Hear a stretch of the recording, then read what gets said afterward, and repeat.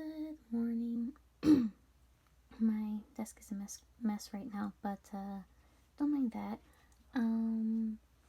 So today it is currently September 18th, a Saturday, and I'm going to get to work on some writing.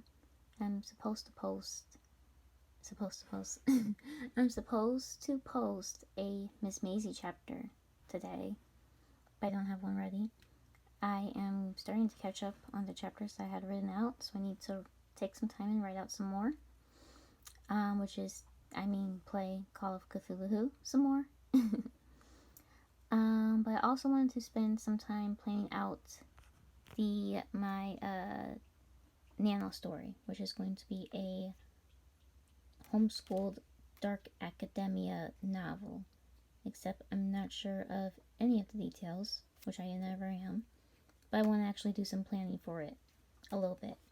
So I'm going to do that, and I'm going to try to write at least one chapter of Miss Maisie, preferably like 2 or 3, but at least one, and then plan a little bit of the Nano story, and then end the day with Deltarune that came out yesterday because I haven't played it yet, and I need to before I'm spoiled. Okay, so that is the plan. To start planning out my Nano project, I am going to be doing, how do you pronounce this? Alayla's Adventure Crawl. It hasn't been posted for Nano yet, but I'm just referring to the older ones, the ones during camp. So I'm going to be doing the prologue one because I do not know how to plan a story, period. My way of planning is by writing it, but I'm not going to be writing until Nano, and I feel like if I wait until Nano, I'm going to be at a loss and I'm going to give up as per usual. So I want to just kind of brainstorm and write some things down, and I think doing it in a fun D&D adventure crawl type of way would be a good way to go about it. So I just spent like 30 minutes kind of creating a character for this adventure crawl. So this is her. She's Serena Lynn, a water elemental. And I am going with probably the easiest class, which is Sand Person, where I take the lowest possible goal. The lowest possible for each goal. And that's mainly just because I've never been able to finish Nano. I've tried this crawl many times and have never been able to finish this either. So I want to try to push myself to actually complete it, and if I have that, if I complete things easier, I'm more likely to finish it because I feel proud of myself. 'Tis a problem. So I thought I'd start with the easiest one, and if I do good and I finish at least this crawl, I at least want to finish the D&D crawl. And if I can at least do that, then I can push harder next year with a harder class. And maybe even finish an actual Nano goal in the process. So yeah, that is my goal for the Nano project for now. Also, here's the dice I picked out for today. Every day I like to pick out a little die of each type in case I ever need a random number. So yeah, I like to pick out a little bit of dice so that if I ever need to pick something random, I can just do that and go. I do have an app on my phone that will roll each type of die for you as well, which is usually my go-to, but I am recording with my phone, so I might not always be able to do that. Plus, it's just fun to, it's fun to actually roll dice and hear that sound. Let's see if I get a 20. It's an 8. I am going to reread the last chapter I wrote, make sure it's actually finished, because I don't know if it is, for Miss Maisie's Marvelous Wonders. So I'm going to go ahead and reread that real quick, and then I'll either continue that chapter, I think it's probably finished, but I have to check, continue that chapter or start a new one. Okay, I spent way too much time talking with my mom, but I finally finished reading, and it does look like it is time for a new chapter. So first I'm going to move stuff. I'm going to roll to see how much time has passed. I usually take a 6-sided and a 10-sided die And I'm just gonna roll like the number of minutes, because I don't think a lot of time would have passed here. 6, 6. So that would be 0, 6. It's quite a bit of time. I can edit it later, but just to give me an idea, I need my solo. The Solo Investigator's Handbook is not printed out. I've been wanting to print it for a long time, but I just couldn't bear to use that much paper. So I have it on my computer. But they have a way of, this is how I'm able to play the game solo. What we do is first we need a story direction. Let me zoom in here. Right here. First we need a story direction. So what I'm going to do is roll a D100, 91, and you're supposed to add your mythos points, but 91 is not the highest, but it's the highest group. It's 81 to 100, so that's a dice roll, which could potentially be bad. For a dice roll, we roll a D100 for an event. Rolled an 88, the highest one. Something happens. Random event table. Cool. This is going great. Another D100. 23. Finally rolled low. Do we add mythos? We do. How much do I add? How many mythos points do I have? I have 23. So what's 23 plus 23? 46 is where we want to look. Which is, you witness a crime and have a chance to stop the criminal. If you do, you may win the favor of local constabulary. That's a word I can pronounce.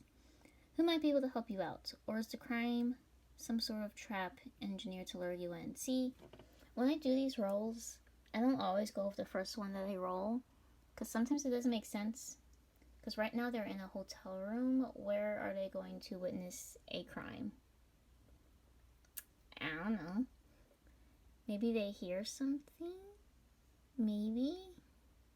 No, I think I'm gonna re-roll.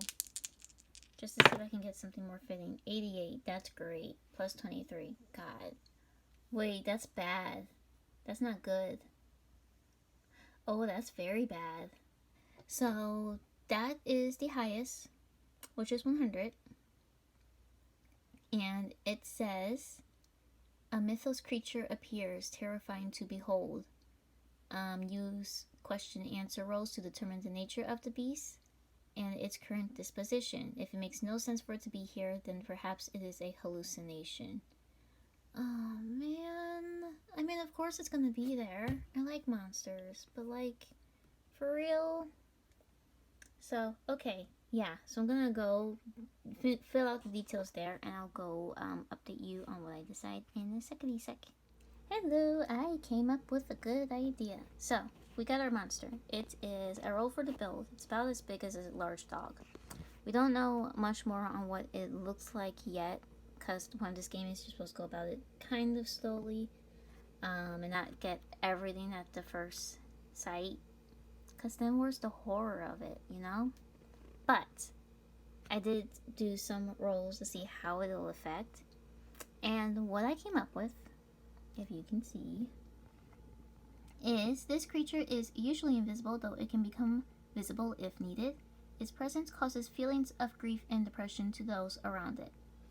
So like what I did was I pulled a tarot card. I've got tarot cards over there. I pulled a tarot card, and I got the 3 of Swords in reverse, which usually stands for like grief, loss, depression, things like that. And the first thing I thought was, oh, maybe it's attracted to it. But I did a roll. We're using the fate chart from the myth. What is it called? Mythic? The mythic thing? Yeah. I did a roll and it was like, no, that's not it. So then I was like, maybe it causes grief. Like its presence just makes you sad. And they were like, yeah, that sounds good. So, yeah, we've got grief monsters coming in. I'm kind of excited for it now. And by kind of, I mean really excited for it. And I hope we come across these creatures more, because I would like to know more of what they look like. I probably won't. The reason I made them invisible was because we don't actually see them yet. And since they're in a small hotel room, it's probably not going to be something that's like slithering through the woods or anything like that. It's going to be something there with them inside the room. So that's going to be hard to only see a size of. So I was like, oh, let's make them invisible. I did roll for it. I rolled for it first. And they said yes. My dice said yes, that's a good idea. So I'm going with it. Anywho, I'm going to get started writing and see what I come up with. It should be fun. Okay, so I just finished this chapter to completion. It was a long one. 2,000 words, that's the longer type of chapters. They've been longer lately though. But like, there was so much going on. There was so much going on. I had backstory come in that I didn't expect, that I might not even keep, but so let me see here. I'm gonna go ahead and take a break, because I've been writing for, how long have I been writing for? Like over an hour and a half, pretty much. No, 3:30 to 5:30. That's like 2 hours. 2 hours I've been writing, so I'm going to take a break, maybe find some food because I am hungry, and then I'm going to start on planning for the nano story. Just a little bit. I won't spend too much time on it. Hecky dokes. I have food, so now I am getting started on the planning process of my nano project. I'm using Alela's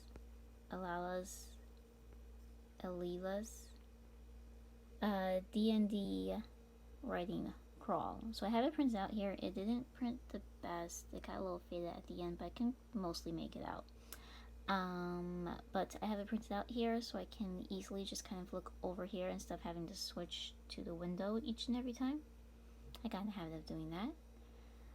So yeah, I'm not going to do all of it. I'm just probably going to do like 2 or 3 of these, and then I'm going to call it a day.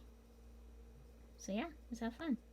Okay, so we got the first 5 minutes of brainstorming done, where I just jot down whatever ideas I have, which I did. I got a few paragraphs here, so yay.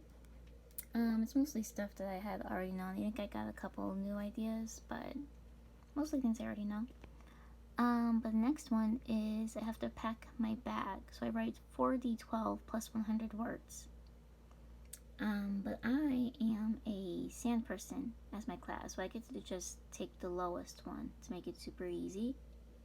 It kind of sucks because rolling dice is fun, but at the same time, I kind of don't want to put too much effort on myself. Because I'll quit if it seems too hard. I know it. So we'll go ahead and try to hit 104 words on just my protagonist.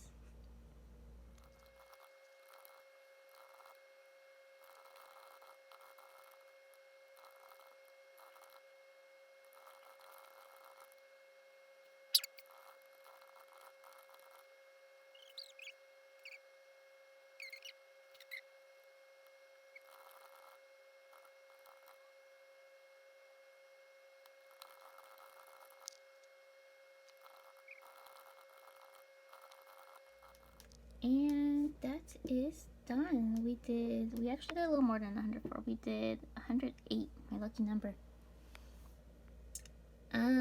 Yes. So next is, what time is it? I'm gonna keep going for another 10 minutes. Don't forget something to protect yourself. You never know when you never know what you'll run out there. No, gosh, I can't read the sentence. You never know what you'll run out. You never know what you'll run into out there. Why was that so hard for me to read? Alright, so it's 12d4 plus 100 to write about my antagonist, which is gonna be hard because I don't have a clear antagonist, which is why I really need to work on it. So I'm just gonna work on it in general and see if it brings something down to something more solid. And I'm a sand person, so I'll take the 112 words. 112. let's go do that.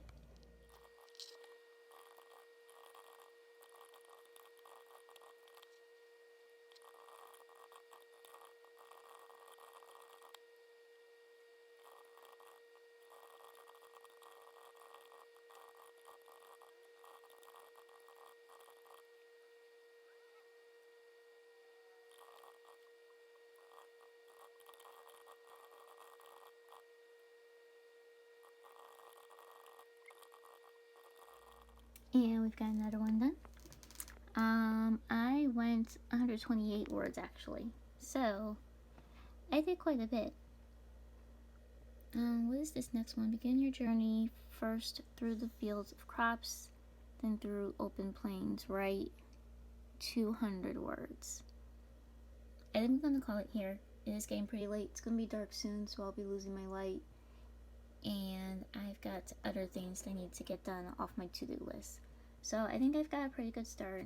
I have a better idea of my antagonist. Well, antagonist. It's still not anything solid, but I have an idea of what their goals are, whoever they may be. Have a better idea of the whole story overall and my protagonist. So, yeah, this will be the end of my writing day. Hope you enjoyed it. Have a good day. Bye.